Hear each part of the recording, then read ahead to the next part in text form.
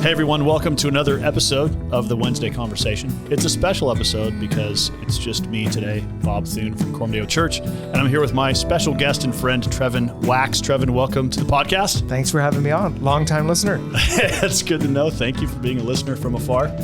We're without Dusty and Chris and Bethany today, and so I'm going to just sit down and have a conversation with Trevin. And actually, what I want to talk about is a topic that we had talked about just recently here on the podcast. So we did an episode, Trevin, with a listener who wanted it, who was asking about catechism. Hey, what does the word catechism mean? Why do we use that word? This is someone who's coming from a tradition where that's not as familiar. And so we did a broader podcast on the topic of catechisms and creeds and confessions and why we use them. But I thought, well, one of the things we mentioned on that podcast was your new project that you have just released called the Gospel Way Catechism. And so I wanted to actually get you to drill a little deeper on that subject and on just sort of what why you're thinking about this and why you've been working on it over the past year or two. And I think where I wanted to start is just to ask you to talk a little bit about you in that catechism, in the introduction. You talk about the idea of Counter-Catechesis, which is just it's an even longer word that I think can feel intimidating to people. But what is that? What do we mean by that? Yeah. So just the funny thing about catechism is because it's a big word, it can be a scary word. There are people that may have had bad experiences in the past where they had to, it was all about sort of just rote memorization only. And it was just like, got to make sure you get this right to pass the test kind of a thing. But rightly understood and historically understood, a catechism just means instruction. And it's an ancient tool of discipleship that it shouldn't be scary. It should be simple. The word may sound like it's intimidating, like it's for super Christians, but it's basic Christianity in a question and answer format that's meant to be committed to memory so that you understand the basics of the Christian faith. Back in the ancient church days, the early church days after the New Testament and in the first centuries of the church, a lot of times before people when they were preparing for baptism, they called them catechumens. They were going through the instruction. Now, whether all of that was exactly question and answer, the way that we have centuries later, is part of discussion. But you can even go back to like the Didache and stuff. Like you can see some of these teaching elements that are already there. Some of these early documents that we have of the early church. There's really an explosion of catechisms at the Reformation time. That's where you really see this sort of question and answer format come into its own. And you may have heard of there's the Westminster Larger Catechism, then there's the Westminster Shorter Catechism, there's Luther's Small Catechism, right?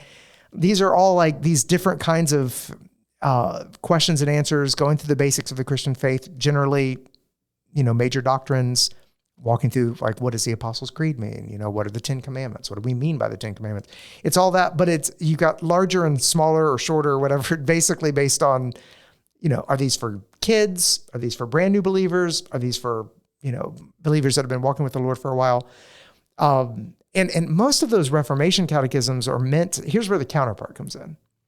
Most of the Reformation catechisms were meant to explain the basics of Protestant Christianity as opposed to the dominant medieval Roman Catholic Church of the time.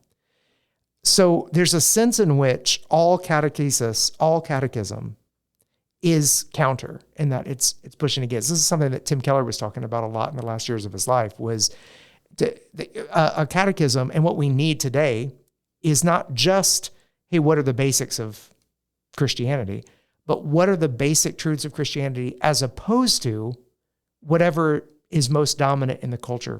Yeah, what are the cultural narratives, things like that? That's really interesting because as you mentioned that, I'm thinking about, all the Reformation catechisms usually have a section where they're explicitly countering some of the medieval Roman Catholic doctrines, for instance, on the Lord's Supper or on baptism and so forth. So in what you've tried to do recently, how does a modern counter-catechesis need to take sort of a different tack than that? Well, it comes in both the questions and the answers. So when it comes to the answers, one of the questions we're asking is, because the basic cultural narrative that people are operating by, worldview, social imaginary, whatever word you want to use for the outlook that people have on the world, sort of that passes for common sense, that people just take for granted, generally speaking, not Roman Catholicism, it's certainly not medieval Roman Catholicism today. For the most part, it's expressive individualism, which you've talked about before on this program. So, you be you, be true to yourself, all of that. It's, secular ideas of, or just secularism in the world, naturalism, that this world is all there is, it's freedom, that it's really a freedom from constraint. Freedom really means not being bound by the past, by my family, by religion, by anything like that. It's a freedom from that loses its, what we would say, its teleology. That's its purpose. It's like, what are you free for? What is a human being? What are humans made for?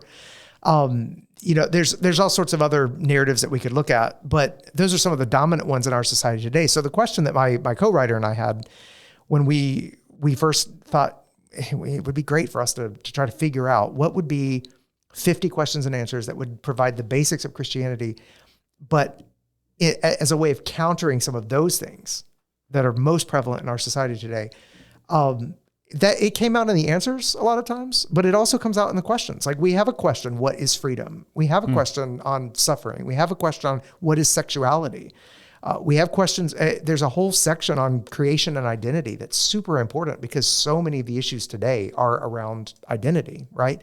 But even then, like in some of the more traditional answers, like when we talk about baptism, the commentary actually connects the answer on baptism to identity politics today. And he's like, what's the connection there? Well, it's because, rightly understood, baptism is the fundamental identity of the Christian, right? But that it marks you out as belonging to this family. So there's one group identity, you would say, that then, supersedes any other group that you may be a part of, or that people may want to categorize you in because of your, some sort of immutable characteristic. So anyway, all that to say is it really, by asking the question, what are the basics of Christianity? And how would they provide a counterpoint to some of the dominant worldviews of the West, the 21st century North America? That just was really an opportunity for a lot of creative ways, fresh ways at looking at, time-tested biblical doctrine.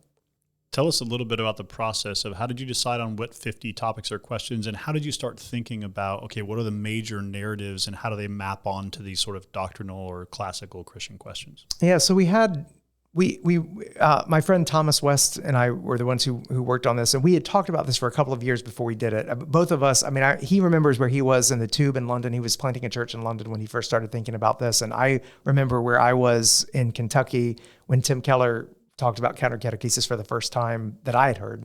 And, we both remember the moment sort of where we were gripped by the need for this as a discipleship tool.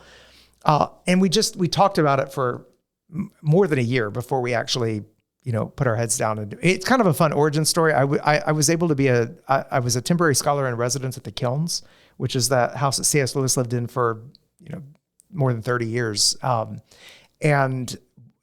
Thomas was church planting in London at the time, and he came down the train, and we spent basically a whole day in the common room of the Kilns, that one of the famous places where C.S. Lewis wrote a lot of his important works. And we're just basically pacing, walking, typing, praying, just what are the questions and answers that need to be here, and what are the dominant, narratives that we need to address. And there were several of the big ones I mentioned, secularism, obviously, a man-centered view of the world rather than a God-centered view of the world, expressive individualism, that be true to yourself, that the purpose of life is to look inside and to discover who you are and then express that to the world. The notions of freedom that I mentioned, identity politics, even transhumanism is one that when we got into some of the latter parts of the catechism about future hope and what Christian hope looks like, we are able to provide the contrast with some of the proposals that are out there that are, it's not science fiction anymore. It's really something to consider. Obviously, these questions around sexuality and what it means to be made male and female, what it means to be embodied creatures. This is all really important. And so, yeah, we because you're constrained by the Bible, there are certain questions that even if the world isn't necessarily pushing back specifically on one question, there are certain questions and answers that you have to present just because the Bible is setting your agenda, right? Like and we try to get like the storyline of Scripture in there, the Trinity and whatnot. But even with the Trinity, like if we're asking the question, who is the Son of God?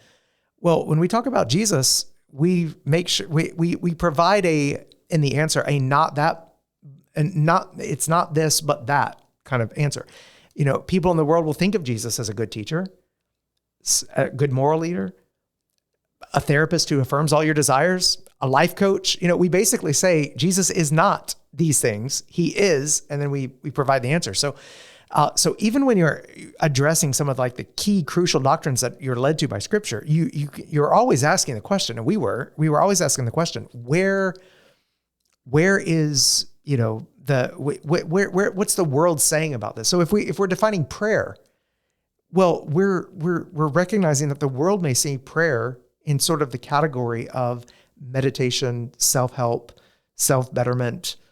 It's about me and my personal spirituality kind of a thing. Well, we have to distinguish between that and what actual prayer is according to Scripture. So even in those traditional questions, we're always asking the question, how does this make us stand out?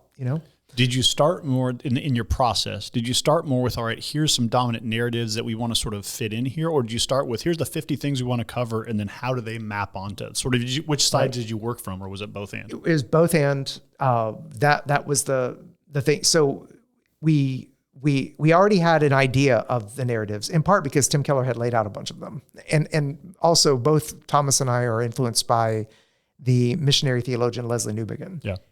Thomas actually did his dissertation on Newbigin's view of Scripture, critiquing and engaging with that. And so we already had, hey, here are the narratives that you've got to be engaged. We come to it with that question first.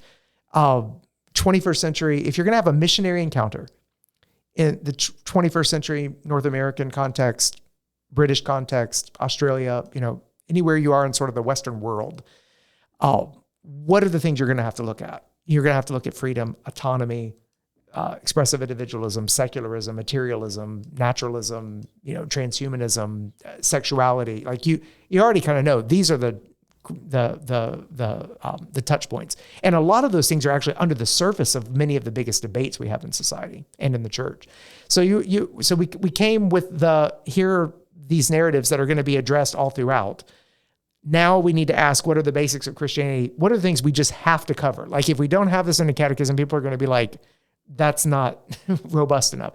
So then it was a question of what are the questions what are the major doctrines that we need to make sure that we're in here? And we worked up the list of 50 or so, and in each one we're going ahead and just sort of fleshing out this doctrine. The world says this, but the Bible says this. The world's going to say this, but here's what Jesus says, and so we basically had the outline in after a really long day of work. And then we refined that over a year, and we worked on one question and answer and some commentary and some scriptures every week for a year that we tested in the local church in Thomas's church plant. That we were going back, we were on different continents at that point, but we'd go back and forth all week long, honing that, refining that, sending that out to an email list of some pastors, trusted friends. And then once we moved beyond that is when we sent it, once we had like all of it, at least in draft form, that's when we sent it out to, I know a lot of Keller Center fellow friends of mine. You were a big help on this. Yeah. The suggestions were great that we got from, everyone from like Kevin Van Hooser chipped in to like Michael Card, the singer-songwriter, for styling purposes. And it was just great to get a variety of people with different gifts looking at this. My favorite comment is Andrew Wilson, mutual friend of ours, who said his response after he read it and enjoyed it said, well, it's not Heidelberg. Which, Heidelberg Catechism is like this. Did he mean that as a compliment or as a knock? No, he just was like, well, it was hilarious because I was like, you think? Like Heidelberg Catechism, for listeners that aren't familiar with it, is one of the greatest, most pastorally assuring, just brilliantly written catechisms out there. And it's like, I had to tell Andrew, I was like, we're not trying to compete with like the classics, like this is This is a much more modest supplement to the classics that we're trying to pull off, but it was fun. I know you have your own children who, as you're writing the questions and answers, who do you have in mind? Do you have your own kids in mind? Are you thinking of kids in your church? Are you thinking of adults? Like, who's sort of your ideal reader as you and Thomas are framing the questions and trying to think about who's using this? Yeah. So immediate context is new believers, and then students and adults who need to go deeper in their discipleship. So some adults may have been walking with Jesus for a long time, and we're already hearing from them. They're like, this is helping them realize that it's like eyes opening, like, oh, I've been more influenced by some of these, or some of what the world says than I realized. Like, I was buying into some of these things that just the contrast is really helpful even for long-term Christians. But we're thinking new disciples, new believers, students that are at whatever age are kind of new to the faith. We have a kids version coming out next year. Okay. That is currently in the illustration phase. It's simplified, so it's shorter, but it tracks all 50 questions track to the other 50 questions. So if parents are going through the adult resource, the kids by next year, they really would be able to have their own sort of, devotional time with it, and then the kids have, at a simplified level, the same doctrines covered. Which is similar to how, I know that New City Catechism did something similar where they sort of condense it down in a smaller, more memorable way, just for younger kids. Yeah, it's kind of like larger and shorter. Now, when I say younger kids, we're thinking like 8 to 12. Okay. We don't have anything for, if you're 4 years old, you can go ahead and start memorizing it. But I think it's going to be just it's going to be a step above the 5-year-old. It's going to be more like, 7, 8, 9. Yeah. Talk about, what, as you've put it out there, how long has it been out now? It came out in late July. So a few months. 3 months. Yeah. What's the uptake been like? What are you hearing? What's the good and bad of sort of how people are finding it? Yeah, we met our pre-order goal, which was surprising to me because I've never really, we had this goal of, hey, can we get a lot of churches, to jump onto this? And we blew past that, which was really exciting. So, but we started hearing from pastors right away who, once they got it, were saying they wanted to incorporate it either in a question and answer format in their church services. Yeah. Some pastors wanting to preach through it, which was great to hear. The Salt Company has been really influential. Mark Vance at Cornerstone just was like, man, this is an answer to prayer. Like this is what he goes, you guys have been working on this. We've been praying for a resource like this for college students. Cause they're just seeing so many people come to faith, either from Salt Network, they're coming from either church backgrounds, but not always discipled well, or, completely secular, non-church backgrounds as well. So they've seen it, the Summit collaborative church planting movement that comes out of the Summit Church, out of J.D. Greer's church, has been really thrilled with what they've seen on it. So it's been fun to watch. It's really early, and the kids version isn't out yet too. So I'm curious to see what happens when like both tools are like out there and able to be used. We have all sorts from some families that are like, hey, we're doing one of these a week, and we're going through these every day with our kids, and their kids are a little older, and are finding it to be a helpful resource. And I love hearing those stories. So, well, thanks for putting a great tool out there, you and Thomas both. I love the fact that you went after writing a catechism, because like you said, it's not an easy thing to do. And if the bar is Heidelberg and Westminster, those are, it's a high bar to reach, right? It's hard to say, oh, we're going to try to bite off, something like that.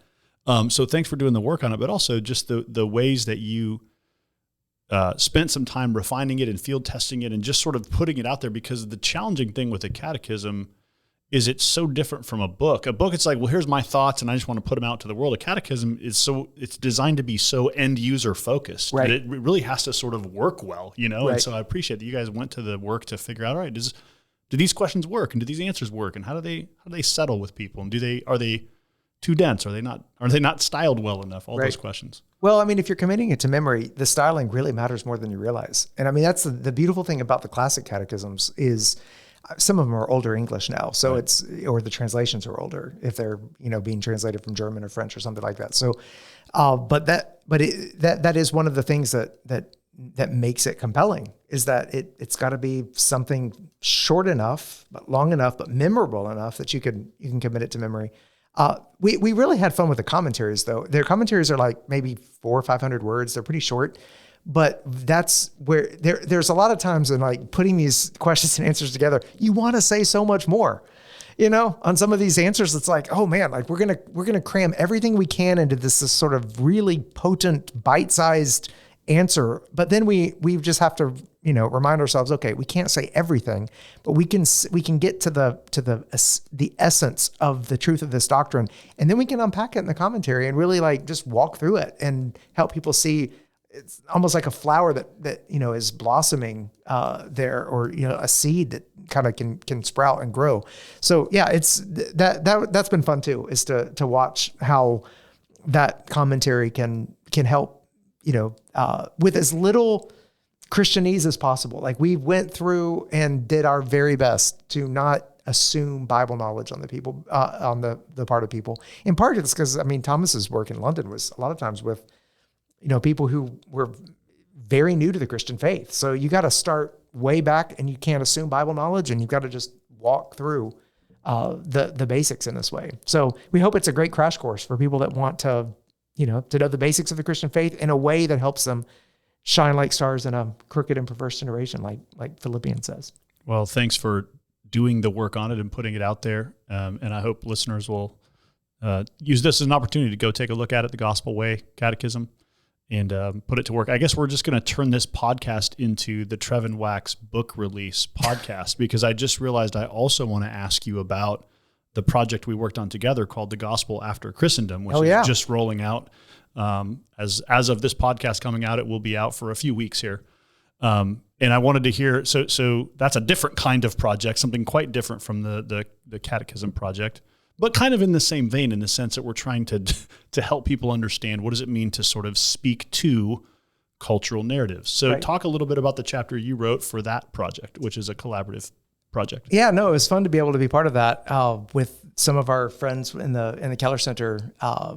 The Gospel After Christendom is basically making the case that the circumstances of of Western society, of American society, are different now in terms of the background knowledge, the assumptions, the presuppositions, the what people take for granted to be common sense in the world. And if we're going to make a case for the gospel, going to defend the truths of the gospel, we've got to be conscious of the changing circumstances, and there's some old methods and tools. The book calls it Cultural Apologetics. There's a little bit of disagreement among the Keller Center fellows, even in the book, as to how helpful that is as a term, because it really goes back to Augustine and others have done this. But the idea is that you're not only making a case for the truth of Christianity, but you're simultaneously being careful to give attention to the goodness and beauty of Christianity in such a way that you're in the work that you're doing. And my chapter is called, is one of the early ones where I basically say, this is another tool for evangelism. It's a way of understanding the plausibility structures of change in society. And in order for us to be able to make a good case for Christianity, we have to be attuned to those things, to what has changed in the culture. And the emphasis on the beauty of Christianity, the emphasis on the church as embodying Christianity, the connection points that we have in our culture, where we're seeking to show that some of these cultural narratives that people believe are going to bring fulfillment and happiness actually let them down, as all idolatrous views eventually do. But that there is this way of, Dan Strain calls it subversive fulfillment. So the gospel confronts and counters the lies that our culture believes, but in a way that fulfills the deeper longings that would lead people to adopt that cultural narrative in the first place, or would lead people down the road where they might fall for for a lie. So the gospel comes along, and there is that edge of confrontation, but there's also that fulfilling of the deeper God-given longing that may be leading someone in a according to their misdirected desires, which is a really Augustinian way of thinking about sin. So yeah, I get to kind of introduce the idea of cultural apologetics as one of the tools in the tool belt that we should pull out, we should use. And are you going to talk about yours? I will eventually if you want me to, but I would love to, first of all, so talk to us, because this is a question I get a lot, is what is cultural apologetics? What do you guys mean by that? And you said, okay, it can be a fuzzy term for people. It's helpful when you say it's just kind of what Augustine was doing. It's kind of what people know Tim Keller was doing if they're familiar with his work. What's your sort of simplest way of describing what we're talking about there? Yeah, I mean, the reason that, even we have disagreement about the helpfulness of the term is because all apologetics are cultural at some level, right? Like there's no such thing as non-cultural apologetics, because we're all enculturated people, and we're presenting the gospel or making a case for Christianity in a culture, in a time, in a place, in a certain way. But I think the reason why the term has been sticky, so to speak, is that it's recognizing, again, it's recognizing a little bit more of a holistic view, that you're not just talking to the intellect to make an intellectual case for Christianity. Yeah. That's part of it. That's good. But it's not all of it. Yeah. The beauty and goodness components are important there. Again, it's not brand new, because even Pascal, was saying one of the, that you want to present Christianity in such a way that an unbeliever would want it to be true, even if they don't believe it's true. And then after you get there, once the heart has flipped to where they see Christianity as attractive in that way, then you provide the defense to show that it is true, So you can see it in Pascal, you can see it in Augustine. You've got this historical precedent for it. But back to like the definition, I mean, cultural apologetics is really seeking to line up Christianity in a way that re-narrates the story of the world for people. That's what Augustine does in The City of God. That's what we're trying to do. So we take the cultural narratives that are coming against Christianity, or that are opposed in some way to Christianity, and you show where those distinctions are, where it's in line with, then where it falls short of true Christianity, and how the gospel is the solution. So it's not so much a method; it's more of an instinct. Yeah. In the way that you're trying to plow the ground to do evangelism. I call it pre-evagelism rather than actual evangelism. It's a good way of talking. There's a part in The City of God where Augustine does this really brilliantly, and I know that work is so large, and it's sort of it's Augustine's most classic work. But he goes into this he's arguing with the Romans about how, their claim was it's Christianity's fault that the Roman Empire has fallen.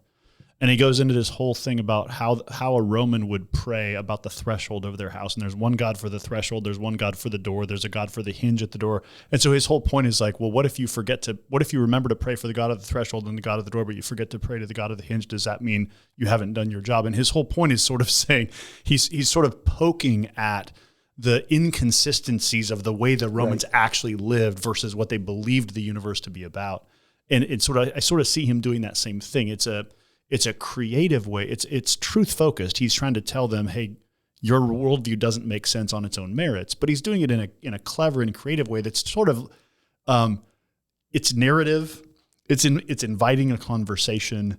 It's deconstructive in a helpful way. Right. And he doesn't shy away from showing. I mean, there are times when Augustine can get really pointed, in The City of God, where he's really, not just poking a hole, but sometimes wanting to demolish the wall that somebody's. But he's doing it with an eye to rebuilding. The thing that is a challenge for any apologist or any evangelist, I think, today, is that a lot of people live with incoherence. Yeah. At the worldview level, and are just fine with it. True. It's incoherent. It doesn't fit, doesn't work. It doesn't even make sense. It's logically inconsistent.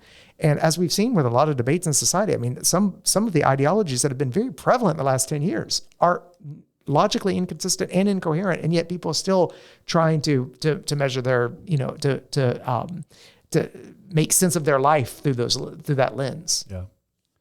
I'll talk about my chapter because it will lead me into a question I want to ask you. So my chapter in this book is on the church as an apologetic. And basically the whole chapter is an extended commentary on a quote from Lesslie Newbigin. There's a famous quote in the Gospel and Pluralist Society where he talks about the church being the only hermeneutic of the gospel. And what he says is people can read the Bible, but it's only when they see it lived out in the community of the church that it becomes plausible in a fuller way to them.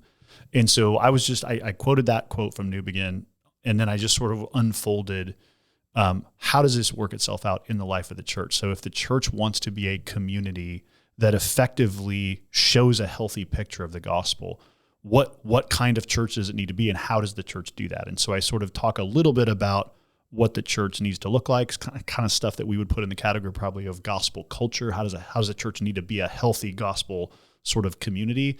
And then I talk about what the church does when it preaches and when it worships and when it serves the city and when it gathers in community, and just says all of these things are themselves an apologetic. They have apologetic value. And the reason I think that chapter is needed is because I grew up in a tradition I know many people in America are used to thinking of, evangelism and apologetics is only something you do when you're trying to explicitly communicate the gospel to someone, or you do it as an individual with your neighbor. They're not thinking about how the entire gathering of God's people is itself saying something. And so I wanted to try to bring that forward a little bit, hopefully in a way that people find helpful, and especially for pastors or church planters or people who are trying to build or maintain a healthy church. What should we be thinking about together? So I'm sort of obviously standing on Newbigin's shoulders there, which made me want to ask you, you're such an articulate, you're really good at taking things and condensing them and summarizing them. So I wanted to say, how would you give us, like, what's a dummy's guide to Lesslie Newbigin? I mean, he is an important figure in missiology. And I know you leaned on him for some of your intro to your Catechesis book. We leaned on him a lot for the Cultural Apologetics stuff. If someone is unfamiliar and hasn't read Lesslie Newbigin, how would you describe what he did or what he gave us that was significant for just understanding where we are in the world? Yeah, so Lesslie Newbigin, a little bit about his story is important for that, because I really don't think you can understand him or his legacy apart from the story. The guy was a missionary from England. He went to India and was basically there for the better part of, I don't remember if it was 3 or 4 decades. I mean, he was in India as a missionary for a long time. When he comes back to the UK, he realizes the mission field is home as well. and is recognizing what Western culture needs to have a missionary encounter with the gospel itself. It's not just sort of, this is the sending culture. This is a culture in need of gospel renewal and this missionary encounter to take place. And he's really, really clear about that. And he continued, and he just basically, what's fascinating about Newbigin is the most significant things that he's known for are things he wrote in the latter years of his life as a retired, somewhat, quote unquote, retired missionary who's back in the UK, and he's writing about these things. So he's got famous books. Some of them are shorter and easier to jump into. If there's one that you have to read, like one book that sort of is the best one-stop shop place to go for Lesslie Newbigin, I think it would be the one you mentioned, The Gospel in a Pluralist Society. That's going to be tough sledding for people that don't sort of read in the it's theology a pretty dense space. read. Yeah. It's going to take some time. So there's an easier one. Foolishness to the Greeks is one that's quite a bit shorter, not quite as difficult. But there's also someone who I find to be a really helpful explainer and somewhat popularizer of Lesslie Newbigin, and that is Michael Goheen. Mike Goheen has a couple of books that are focusing on Lesslie Newbigin and his vision of the church and of mission. And I think there's one called The Church and Its Vocation. I think it may be the name of it. But it's basically Goheen explaining and quoting a lot from Newbigin. So you kind of have him as a guide. And I think he's just phenomenal at really breaking it down. Still going to be a little more on the, hey, you got to really put your thinking cap on as you sit down and read this. But, if you read, a chapter a week of Goheen on Newbigin, you get a pretty good crash course in Newbigin's overall thought. That's helpful. I've never read Goheen, so that's actually a helpful cue for listeners to know that. Well, Trevin, thanks for being a guest on the podcast. Thanks for taking some time just to sit down and talk about the stuff you've worked on and some of the things you are currently working on. It's really a blessing to connect with you, and I hope listeners will go read your stuff and be helped by it. So thanks for taking the time to talk it through with us. Man, thanks for having me on. Honored to be here. The goal of this podcast, as we always say, is to equip our own church for discipleship and mission. So if you're a Christian or a church leader in another context, like Trevin is, thanks for listening in. We pray that this conversation might be helpful to you as you minister in your own context. We always love to hear what topics you would like us to talk about or questions that you want us to address. So if you have feedback or topic ideas, reach out, podcast@cdomaha.com. Thanks for listening, and we'll see you again next week for another episode of the Wednesday Conversation.